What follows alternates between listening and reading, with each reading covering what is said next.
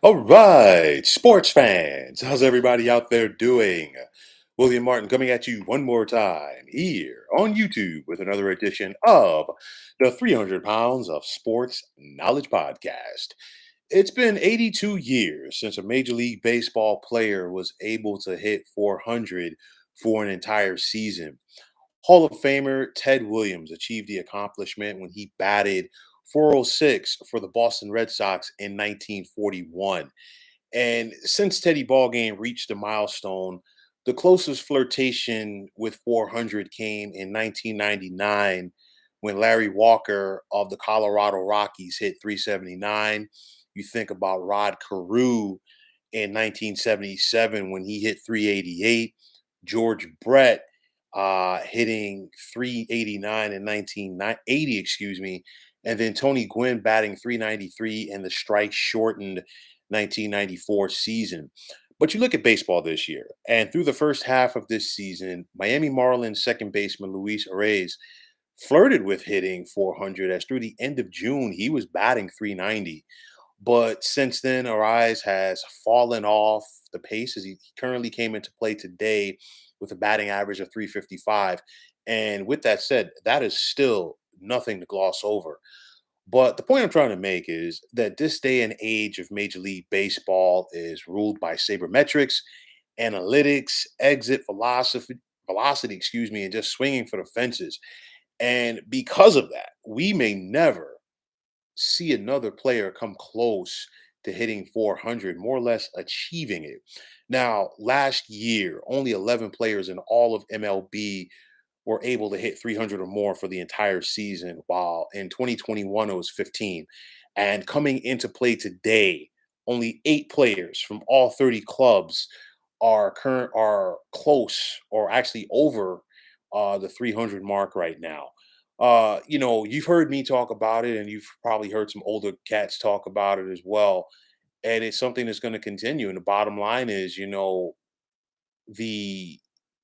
the fundamentals have just gone out of the game, and a lot of that, to me, has to do with this focus so much on analytics. I mean, you look at it right now, and this is no disrespect to anybody, but you got some players hitting under 200, and they're being selected to the All Star game, and this is now the norm.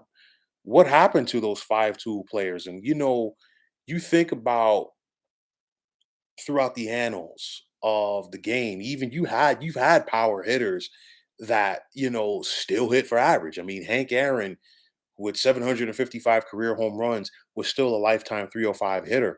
Albert Pujols, who just retired, was a 296 hitter. Willie Mays, arguably the greatest player ever, was he had a batting average career wise north of 300. Frank Robinson was at 294. And this is just to name some of the, like the top creme de la creme, if you will, of the power hitters who have ever played in baseball. And you think about it in recent years, we saw Pujols reach the 3,000 hit mark. Same thing with Miguel Cabrera, who's in the final stages of his career with the Detroit Tigers. And then, of course, recent Hall of Famer Adrian Beltre. But these might be the last guys that reached the 3,000 hit career mark for a long time, because the next closest guy is Joey Votto of the Reds with 2,127 hits coming into play today. And Joey Votto does not have a lot of baseball left in him. He's not getting to 3,000. He might not even get to 2,500. And that's no disrespect to him. But the thing is, when you see this with no guys being close to the 300 mark, it kind of gives you an idea, a 3,000 mark rather. It kind of gives you an idea of where guys are and why they're not hitting for average. And I mean, it's unfortunate because gone are the days of the Gwynns, the Carews, the Bretts, the Wade Boggses, the Ichiros in the lineup, as so many of these contact hitters and other guys that might not have been Hall of Famers, but they knew how to put contact on that ball. They knew how to hit for the gaps. They knew how to hit down the outfield lines. And nowadays, it's all about swinging for the fences, and I think it's taking a lot away from the game. I mean, everybody's not a power hitter. Everybody's not meant to swing for the fences and pose and take the time and trot around the bases. And I know some people are going to look at me and sound like I'm an old man. That's all well and good, but the bottom line is you've taken the fundamentals out of the game, and we're seeing it so much. And I mean, even 20, 30 years ago, even 40 years ago, still nobody was hitting for 400, but periodically you would get guys that would flirt with the mark. And even still, you'd see a batting champion hit 344, but then you'd probably have about 15 or 20 guys that were still hitting over 300. And I mean, this something's got to give at some point. I mean, there are several teams that could be in transition this offseason as far as like their front offices, and maybe, just maybe, because since we live in a copycat society, maybe, just maybe, somebody's going to sit back and say, hey, you know what? This way of doing things worked so well for so long, and we need to find a way to get back to it. It's all about obviously putting contact on the ball, but you can't just sit up there and constantly live and die by the Earl Weaver way of things, of living and dying by the 3-run homer. No, sometimes it's that double that's going to get that run home. Sometimes it's that triple that's going to get that guy home, and sometimes you just need that contact hitter that makes life so difficult on opposing pitchers. You think back 40 years ago, just a little bit north of 40 years ago, when Dave Righetti threw a no-hitter for the New York Yankees on the 4th of July at Yankee Stadium in 1983.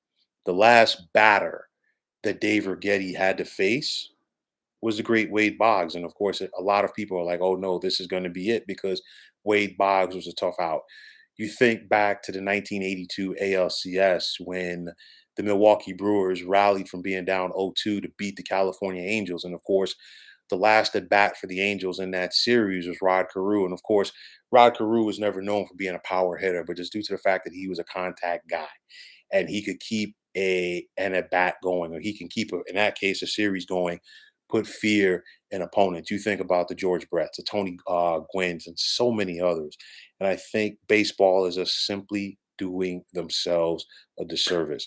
At some point, it's not going to happen today or tomorrow, but at some point, I do think the fundamentals and the hitting aspect are going to come back to the game. When will that happen? I don't know. But until then, hitting 200 and 225, unfortunately, in MLB is going to be the norm. So, folks, that is going to wrap it up.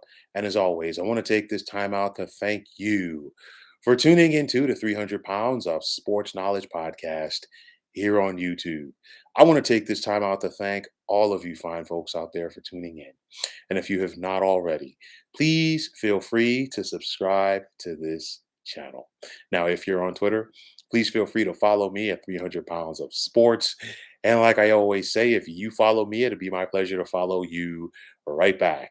There is also the sports discussion group on Facebook at the Sports Depot 365. Now you can check it out, drop a line, and be a part of one of the better sports debating sites going on social media. So once again, fine folks, my name is William Martin, and I am signing off. And I'm saying take care and have yourselves a wonderful day.